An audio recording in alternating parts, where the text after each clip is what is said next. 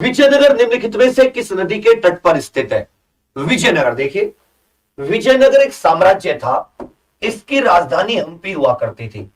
इसकी राजधानी क्या थी? हम्पी थी। क्वेश्चन पूछने का थोड़ा तरीका अजीब सा है कि विजयनगर किस नदी के तट पर है, क्योंकि विजयनगर नाम का कोई शहर नहीं है।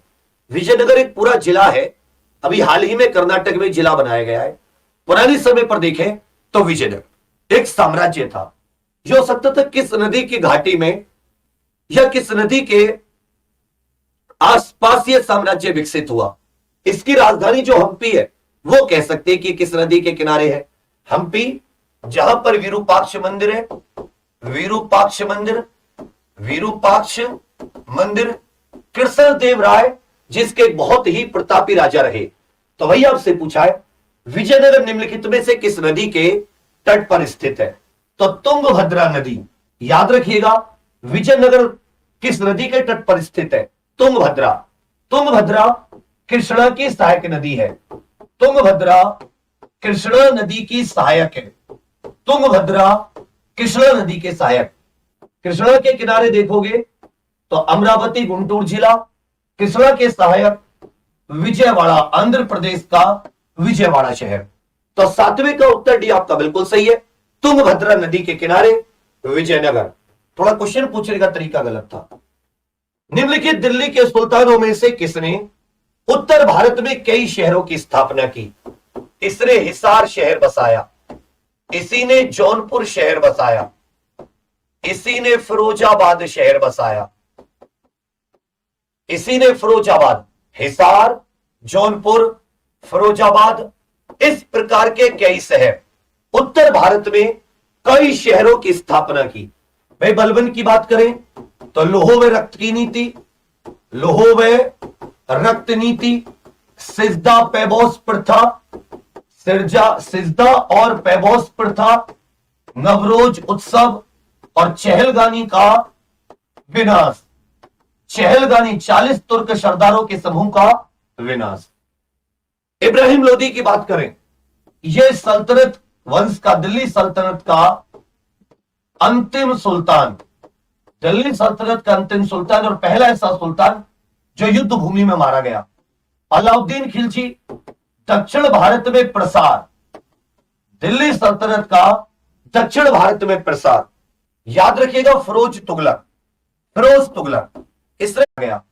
अलाउद्दीन खिलजी, फिरोज, इसने अपने कार्यालय में से काबुल, तो बाबर का मकबरा काबुल, बाबर का लड़का हुमायूं, हुमायूं का मकबरा दिल्ली, हुमायूं का लड़का अकबर, अकबर का मकबरा सिकंदरा आगरा, अकबर का मकबरा सिकंदरा आगरा, अकबर का लड़का जहांगीर, अनारकली जहांगीर दोनों के मकबरे लाहौर, लाहौर जो वर्तमान में पाकिस्तान में है, तो जहांगीर का मकबरा लाहौर, जहांगीर का लड़का शाहजहां, शाहजहां का आगरा ताजमहल, शाहजहां आगरा ताजमहल, इसका लड़का औरंगजेब, औरंगजेब का मकबरा संभाजी नगर महाराष्ट्र, पुराना नाम औरंगाबाद, संभाजी नगर महाराष्ट्र। अंतिम मुगल सम्राट बहादुर शाह जफर, बहादुर शाह जफर अंतिम, इसका रंगून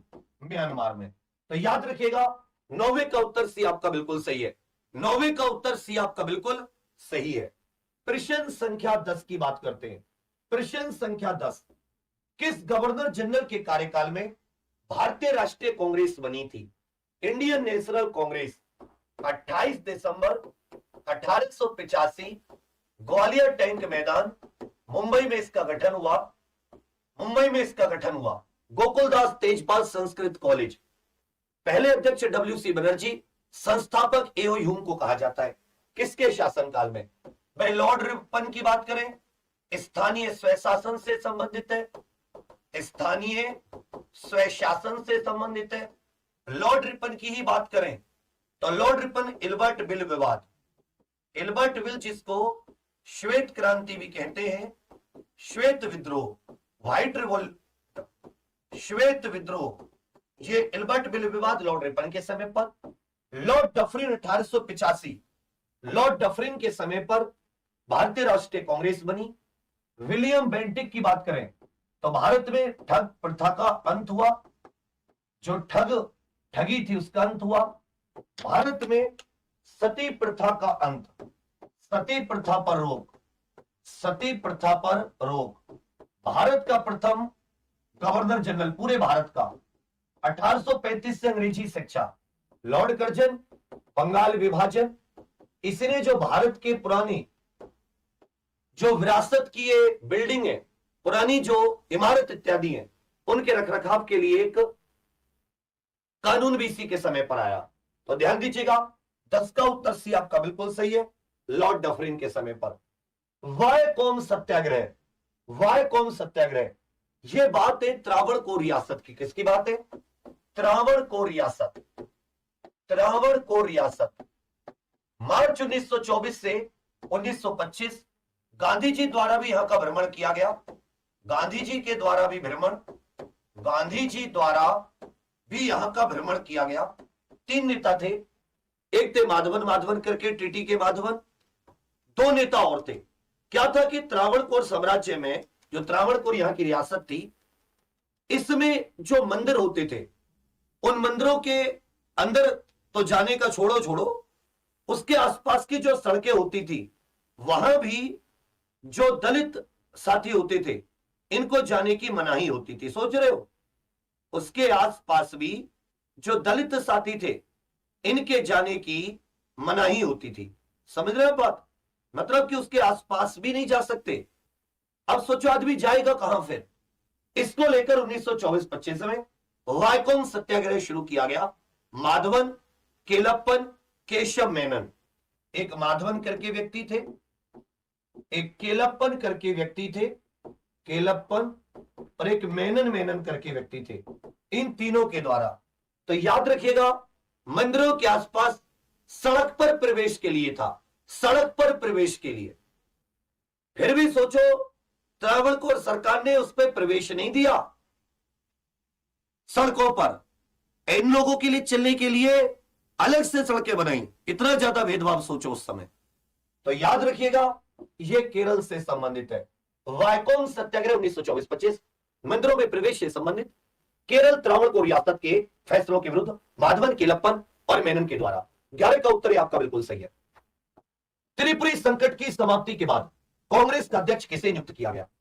त्रिपुरी संकट 1939, सुभाष चंद्र बोस जी का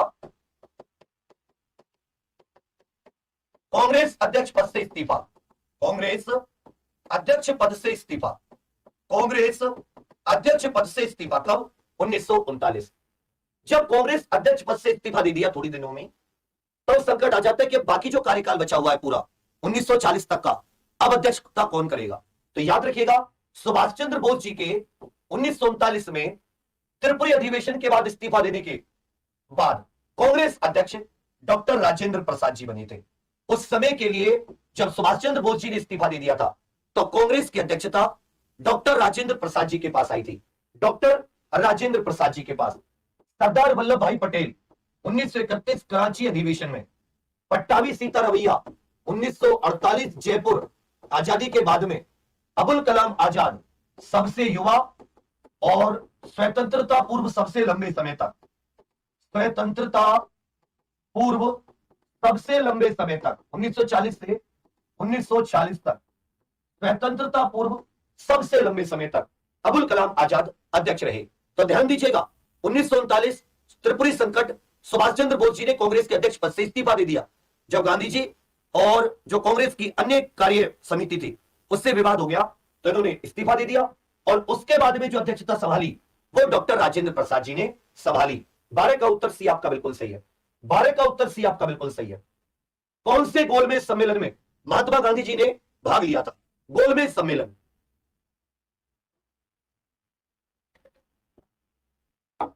अमित सिंह बताएगा गोलमेज सम्मेलन क्यों आयोजित किए गए थे? गोलमेज सम्मेलन साइमन कमीशन की रिपोर्ट पर चर्चा करने के लिए, साइमन कमीशन की रिपोर्ट पर चर्चा करने के लिए, साइमन कमीशन की रिपोर्ट पर चर्चा करने हेतु गोलमेज सम्मेलन का आयोजन लंदन में आयोजित किया गया। प्रथम गोलमेज सम्मेलन कांग्रेस के द्वारा बायकॉट किया गया। फिर जब देखा अंग्रेजों ने कि भाई गोलमेज सम्मेलन कांग्रेस की मौजूदगी के बिना तो साइमन कमीशन पर चर्चा व्यर्थ है, कोई बात मानी ही नहीं जाएगी, तो किसी प्रकार से बनाया गया।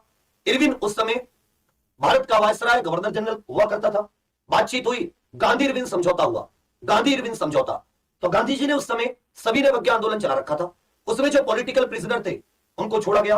गांधी जी द्वितीय गोलमेज सम्मेलन में भाग लेने के लिए राजी हो गए। एसएस राजपूताना जहाज से, एसएस राजपूताना जहाज से, एसएस राजपूताना जहाज के द्वारा ये लंदन गए। एसएस राजपूताना जहाज से लंदन गए। 1931 के द्वितीय गोलमेज सम्मेलन में राजी हुए। सभी गोलमेज सम्मेलन, पहला दूसरा तीसरा, बाबा साहब ने तीनों गोलमेज सम्मेलनों में भाग लिया था। तो याद रखिएगा, साइमन कमीशन की रिपोर्ट पर चर्चा करने के लिए लंदन में गोलमेज सम्मेलन आयोजित हुए, जहां पर गांधी जी ने कांग्रेस के प्रतिनिधि के तौर पर भाग लिया। एसएस राजपूताना जहाज से ये लंदन गए। तो प्रश्न संख्या 13 का उत्तर बी आपका बिल्कुल सही है। 13 का उत्तर बी आपका बिल्कुल सही है। गांधी जी द्वारा सन 1933 तक संपादित समाचार पत्र का नाम क्या था?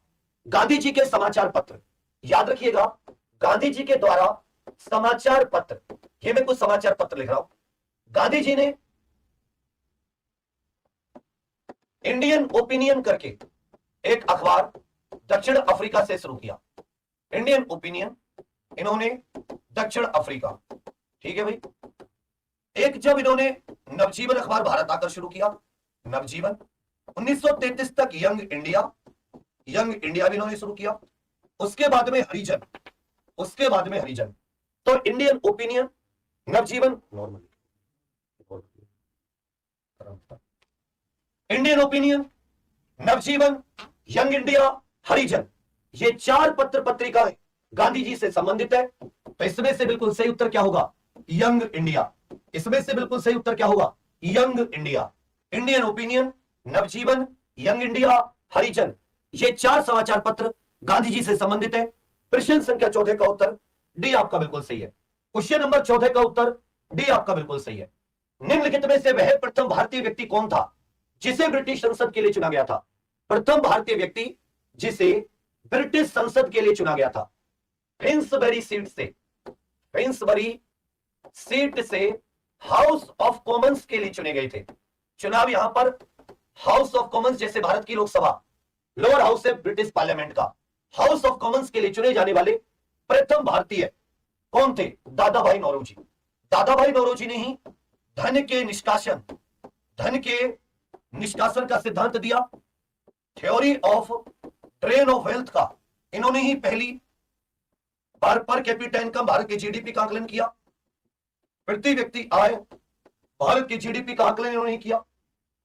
दादा भाई नौरोजी, याद रखिएगा, दादा भाई नौरोजी नरम दल के व्यक्ति, 3 बार कांग्रेस के अध्यक्ष रहे।